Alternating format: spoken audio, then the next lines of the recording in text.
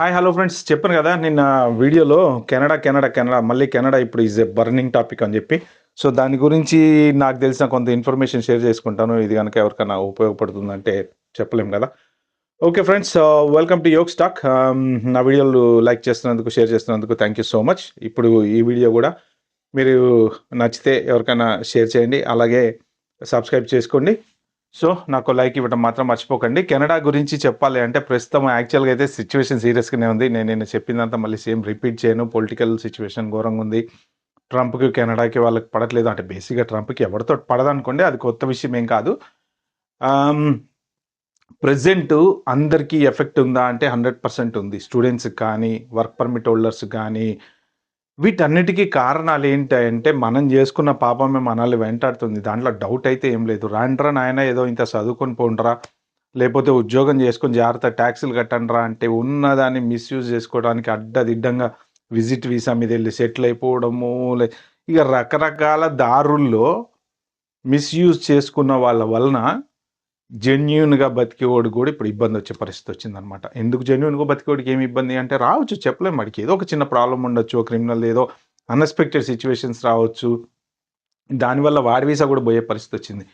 So, ఇప్పుడు present ఎవరైతే ఉన్నారో మీరు వర్క్ పర్మిట్ మీద ఉన్నోళ్ళు గానీ, డిపెండెంట్ వీసా మీద ఉన్నోళ్ళు గానీ, జాగ్రత్తగా ఉండండి. డిపెండెంట్ వీసా మీద ఉన్నోళ్ళు లేడీస్ ఎవరైనా అయితే గనక చీరల మఠాలు లేపోతే ఏది మన పానీపూరి బిజినెస్‌లు లేపోతే ఇయన్నీ ఎట్లాంటియి ఏమన్నా ఉంటే మీకు క్యాటరింగ్ బిజినెస్‌లో ఏమన్నా ఉంటే మానేసుకోండి. ఎందుకంటే ఇక్కడ యూఎస్‌కి దీనికి డిఫరెన్స్ ఏంటంటే యూఎస్‌లో ఇప్పుడు మీకు పట్టుకొని డిపోర్ట్ చేసి పంపిస్తారు. ఏది ఇల్లీగల్‌గా దొరికితే అంటే స్పెషల్‌గా మీ మీద టార్గెట్ చేసి మీ దగ్గరకొచ్చి ఏం చేయరు.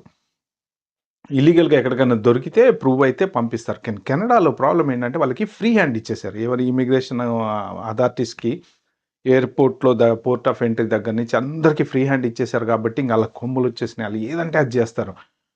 తప్పు లేకపోయినా ఏదో ఒక తప్పు చూపిచ్చి క్యాన్సిల్ జేసి పంపించే పరిస్థితుల్లో ఉన్నారు ప్రస్తుతానికి. వాళ్ళేందంటే ఇమిగ్రేషన్ కంట్రోల్ జేయాలి. హెవీ అయిపోయింది. జనాలు ఎక్కువైపోయారు. సరిపోని ఇల్లు లేవు, సరిపోని డబ్బులు లేవు. సిస్టమ్‌లో అదే బెనిఫిట్లు క్లెయిమ్ చేసుకుంటే ఇవ్వడానికి డబ్బులు లేవు. రకరకాల పరిస్థితి ఉంది అక్కడ. అందరికి సరిగ్గా జాబులు చేయట్లేదు. ఏవో చిన్న చిన్న జాబులు చేస్తున్నారు. టాక్సులు సరిగ్గా రాట్లేదు. ఈ ప్రాబ్లమ్స్ అయితే సవాలక్ష ఉన్నాయి. అయన్నీ పక్కన పెట్టండి. ఫస్ట్ మీరు జాగ్రత్తగా ఉండాల్సినోళ్ళు ఎవరయ్యా అంటే వర్క్ పర్మిట్ మీద ఉన్నోళ్ళు మాత్రం మీరు జాగ్రత్తగా ఉండండి. ఎక్కడన్నా ఎవరన్నా పట్టుకుంటే మాత్రం మీ పాతవి ఏమన్నా ఉంటే అవి తవ్వే ఛాన్స్ అయితే ఉంది. సో, ఆల్వేస్ ఒక డాక్యుమెంట్ క్యారీ చేయండి. డిపెండెంట్ వీసా ఉన్నోళ్ళు బిజినెస్‌లు మాత్రం చేయమాకండి. స్టూడెంట్స్ ఎవరన్నా ఉంటే భయ్యా మీరు లీగల్‌గా ఎంతవరకు మీకు జాబ్ చేసుకునే అర్హత ఉందో అంతవరకు చేసుకోండి. అనవసరంగా ఎక్కడ పడితే అక్కడ చేయమాకండి. సో, తర్వాత డ్రింక్ అండ్ డ్రైవ్‌ల్లో దొరకమాకండి. ఎటువంటి క్రిమినల్ కేసెస్ మీ మీద ఫైల్ అయినా నెక్స్ట్ మినిట్ ఖతం ఖల్లాస్ అయిపోయింది పంపించేయటం. ఇంకేం లేదు. వెనక ముందు ఆలోచించేది కూడా ఏం లేదు. ఎవరు యూఎస్‌కి ఇప్పుడు మన కెనడాకి యూఎస్ కాదు కెనడాకి రావాలనుకుంటున్నారో వాళ్ళు ఫస్ట్ ఆఫ్ ఆల్ మీరు చాలా జాగ్రత్తగా ఉండండి. ఈ వర్క్ పర్మిట్ మీద వచ్చేవాళ్ళైతే నేను సేమ్ యూఎస్‌కి ఏదైతే రూల్స్ ఉన్నాయో ఇవే. మీరు వర్క్ పర్మిట్‌లో వచ్చేవాళ్ళైతే మీరు ఈ కన్వర్జేషన్స్ అయితే చేయమాకండి. నేను అక్కడికొచ్చి ఆ జాబ్ ఎతుక్కుంటా అవి ఇవి సేమ్ నేను చెప్పినయి మళ్ళీ డబుల్ టైం వేస్ట్ వద్దు గానీ, మీరు ఏ కన్వర్జేషన్స్ చేయమాకండి.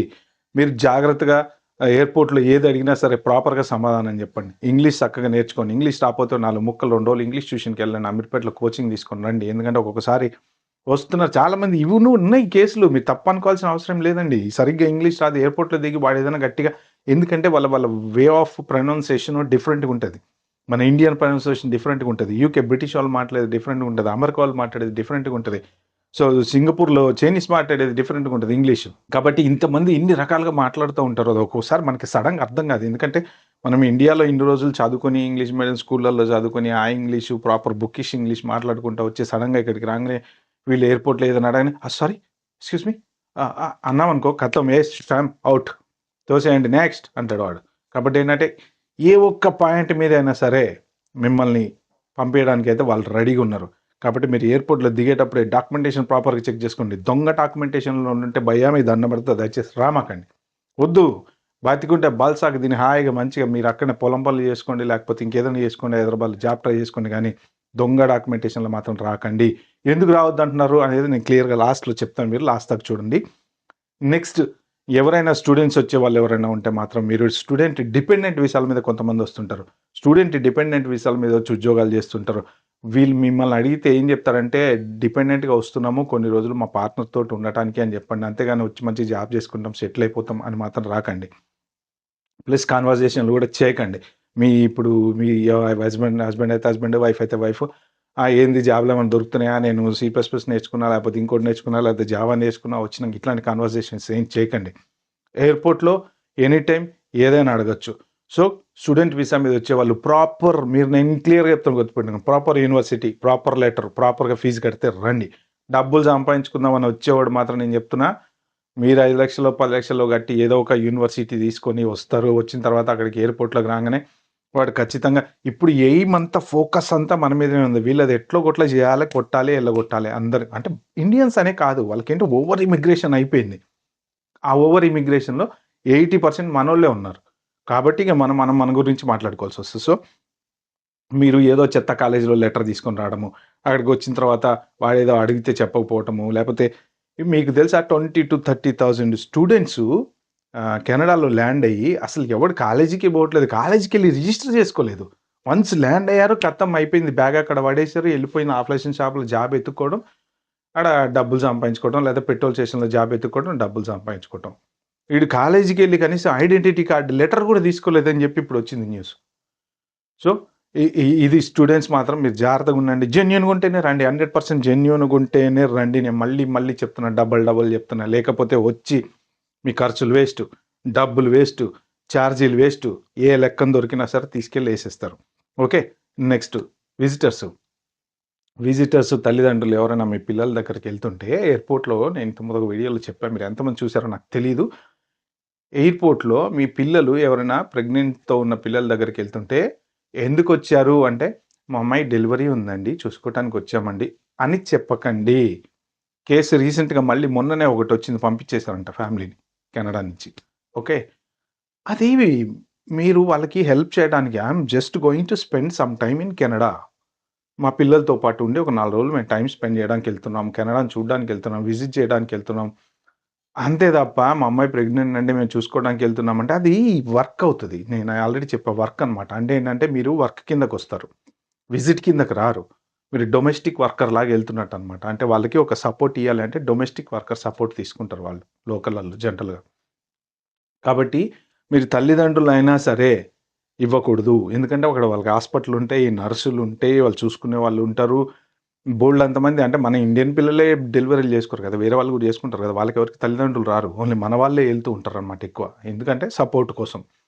సో, కాబట్టేంటంటే అలాంటివి చెప్పకండి. ఎందుకెళ్తున్నారు? సింపుల్‌గా మేము విజిట్ చేయడానికెళ్తున్నాం. మా పిల్లలతోటి కొన్ని రోజులు స్పెండ్ చేయడానికెళ్తున్నాం. మనవరు, మనవరాలతో గడపడానికెళ్తున్నాం. ఊరు చూడ్డానికెళ్తున్నాం. విజిట్‌లో వచ్చేవాళ్ళు ఏదైనా సరే రకరకాలుగా మీరు చెప్పండి. కానీ కాన్ఫిడెంట్‌గా చెప్పండి. మీరు ఏదో అంటే ఎందుకు విజిట్ వీసా ఏముందబ్బా! దానికి ఏంది ప్రాబ్లమ్? విజిట్ వీసా మీద ఎందుకు కక్ష కట్టిర్రంటే, విజిట్ వీసా మీద 100 మందొస్తే ఐదుగురు వెనక్కిపోతున్నారు. ఎటు పోయారు మిగిలిన 95 మంది? ఎక్కడనో గుడిసెల్లో దూరుతున్నారు, ఉద్యోగాలు చేసుకుంటున్నారు, బతుకుతున్నారు. డేటా ఉంటది. డేటా 100% గవర్నమెంట్ దగ్గర ఉంటది. నేను ఇంతకు ముందు ఒకసారి చెప్పా.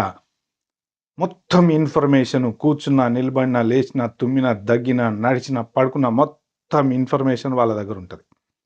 కానీ చూసి చూడనట్టు పోయినంత కాలం మనం బిందాస్ బిర్యానీ. ఒక్కసారి తీయండ్రా బండ్లు, తిప్పండ్రా బండ్లు అన్నాడంటే మాత్రం ఖతం కాలా తొక్కి పడదొబ్బుతారు, ఏసి పంపించేస్తారు. దీంట్లో అయితే డౌట్ అయితే లేదు. కాబట్టి ఎవ్వరు గూడా రిస్క్ తీసుకోకండి. ఓవర్ కాన్ఫిడెన్స్‌లో పోకండి. ఇప్పుడు నేను చెప్పిన లాస్ట్ విషయం ఏందంటే వెరీ ఇంపార్టెంట్ విషయం నేను చెప్తున్నా.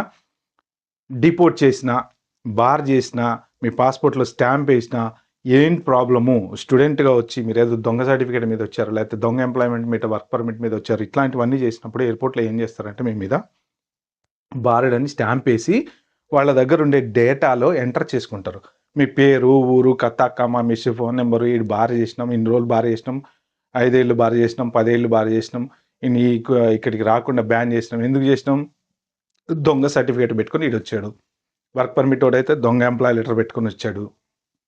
ఇలాగ ఏదో ఒక రకంగా దొరికితే డీపోర్ట్ చేసాం. ఎందుకు చేసాము? ఇన్ని రోజుల నుంచి దొంగ డాక్యుమెంట్లతో పనిచేస్తున్నాడు. సో, ఇలాంటి డీటెయిల్స్ అన్నీ నోట్ చేసుకొని వీళ్ళేం చేసుకుంటారంటే, ఈ కంట్రీస్ మధ్యన డేటా షేరింగ్ అనేది ఉంటది. ఓకే. ఆ డేటా షేరింగ్‌లలో మీ ఇన్ఫర్మేషన్ ఇప్పుడు రేపు పొద్దున మీరు ఇండియా ఎళ్లి మళ్ళీ అరే! కెనడా కాలేదులే పోయిందేదో పోయింది. ఇప్పుడు మనం మళ్ళా యూకే పోదాం అనుకుంటారు. మీకు రాదు. స్టాంపింగ్ అవ్వదు. ఎందుకంటే ఇన్ఫర్మేషన్ షేర్ అవుతది.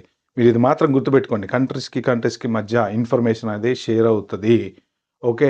మీకు ఈ కంట్రీ డిపోర్ట్ చేసింది అంటే ఆ పాస్‌పోర్ట్‌లో స్టాంప్ ఉంటది. ఫస్ట్ థింగ్ ఏంటంటే పాస్‌పోర్ట్‌లో డిపోర్టో లేకపోతే బారో లేకపోతే ఇంకోటో స్టాంప్ ఉంటది. మీరు నెక్స్ట్ టైమ్ ఎప్పుడైనా ఏదన్నా తెలీక అంటే అక్కడ కంట్రీ బార్ చేశారు గదా! వేరే కంట్రీ వాడు రావద్దని లేదు గదా! ఇప్పుడు మీరు ఏ జర్మనీకో లేపోతే ఎక్కడికో ఎళ్తారు. వాడు పాస్‌పోర్ట్ మొత్తం తిప్పి చూస్తాడు. బారెడ్ అని ఉంటది.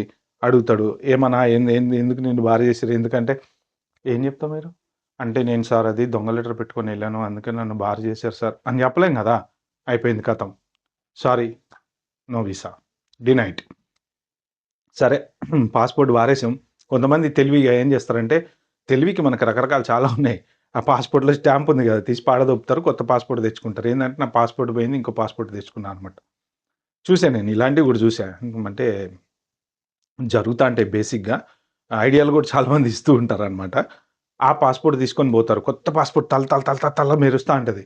అండ్ మీరేం పెడతారు? నేను అమెరికాలో పని చేశా. నేను అక్కడ పని చేశా. నాకు హెచ్1 వచ్చింది. ఏదో పెడతారు. ఎక్కడో దొరుకుతాం. ఏంది నువ్వెళ్ళావా అమెరికాకి? ఆ! ఎళ్ళా.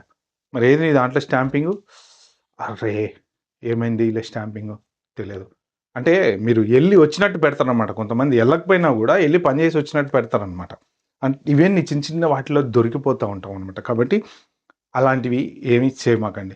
పాస్‌పోర్ట్ మీరు పారేసినా సరే 100% వాళ్ళ దగ్గర మన డేటా చక్కగా ఉంటది. టెన్షన్ ఏం లేదు. ఎయిర్‌పోర్ట్స్ డేటా షేర్ చేసుకోవటం వలన ఎందుకు షేర్ చేసుకుంటారు వీళ్ళు అంటే ఇప్పుడు ఈ యాక్టివిటీస్ జరుగుతూ ఉంటాయి చూసారా? ఇప్పుడు 9/11లో టప పడిపోయినాయి చూసారా? అలాంటివి జరగకుండా ఉండటం కోసం వీళ్ళేంటంటే కొంత డేటా షేరింగ్ చేసుకుంటూ ఉంటారు. ఇవన్నీ country to country foreign exchange affairs ministries చూసుకుంటుంటారనమాట ఇవన్నీ. సో, ఆ డేటా షేర్ చేసుకోవటం వలన మా కంట్రీలో ఇంతమంది దొంగలు మీ కంట్రీ వోళ్ళున్నారు. ఆళ్ళని పంపిస్తా. అరె! మీ కంట్రీ వోళ్ళు మా దగ్గర ఇంతమంది దొంగలున్నార్రా! మరి వీళ్ళ సంగతి ఏం చేయమంటావు? ఆళ్ళని పంపించు. ఈ ఇన్ఫర్మేషను మీ కంట్రీకి వచ్చినవాడు ఈ ప్లేస్ నుంచొచ్చాడు. వీడిది దీంట్లో దొరికాడు. కాబట్టి వీడు గనక మీ కంట్రీకొస్తే మీరు జాగ్రత్తగుండండి అని జెప్పి వీళ్ళు వాళ్ళకి షేర్ జేస్తారు. వాళ్ళు వీళ్ళకి షేర్ జేస్తారు. ఈ డేటా షేరింగ్ అంటారనమాట దీన్ని బిట్వీన్ కంట్రీస్. కాబట్టి వాళ్ళకి ఒప్పందాలు, ట్రీటీసు అవన్నీ ఉంటూ ఉంటాయి. ఎందుకు అంటే కంట్రీ సేఫ్టీ కోసం చేసేటువంటి ప్రక్రియ ఇదంతా ఏంటంటే, ఆ కంట్రీ ఎటువంటి ప్రాబ్లమ్స్ గానీ, టెర్రరిస్టులు గానీ, వాళ్ళు వీళ్ళు ఇట్లాంటి వాళ్ళొచ్చి ఏం ఇష్యూస్ క్రియేట్ జేయకుండా మీ దగ్గర ఏమన్నా ఆల్రెడీ డేటా ఉంటే ఇవ్వండి అని అడిగే క్రమంలో వచ్చేటువంటి డేటా. ఆ డేటాలో గూడా మన సుబ్బారావు పేరు ఎళ్ళిందంటే మాత్రం పొరపాటున వేరే కంట్రీకి బోయో, ఆ స్టాంపింగ్ బోయో, అక్కడ బోయో, ఇక్కడ బోయో ఆ సుబ్బారావు దొరికిందే నీ పేరు ఖతం ఏం సంగతి మరి అని అంటే మాత్రం అయిపోద్ది ఖల్లాస్. సో, వీడియో లెంగ్త్ అయింది. సారీ ఏమనుకోమాకండి. నేను చెప్పాలనుకున్నది చెప్పాను. ఎందుకంటే ఎవరికైనా ఏదైనా ఉపయోగపడొచ్చని. మీరు మాత్రం దయచేసి సిట్యుయేషన్ బాలేదు. ఇంకా ఇట్లా 6 నెలలుంటదా? 1 ఇయర్ ఉంటదా? ప్రస్తుతానికి ఎలక్షన్స్ జరుగుతున్నాయి కెనడాలో. ఇది ఎలా ఉంటదో, ఎన్ని రోజులుంటదో ఎవ్వడు చెప్పలేడు. జెన్యూన్‌గా ఉంటేనే 100% జెన్యూన్‌గా, పర్ఫెక్ట్‌గా మిమ్మల్ని ఎయిర్‌పోర్ట్‌లో ఎవడు ఏదడిగినా సమాధానం చెప్పగల ధైర్యం ఉంటే హ్యాపీగా బయలుదేరండి. రండి. Okay friends. ఈ వీడియో గనుక మీకు నచ్చితే మాత్రం please share, like, subscribe to my channel and ఒక నలుగురికి ఇన్ఫర్మేషన్ మాత్రం పాస్ చేయండి. Thank you.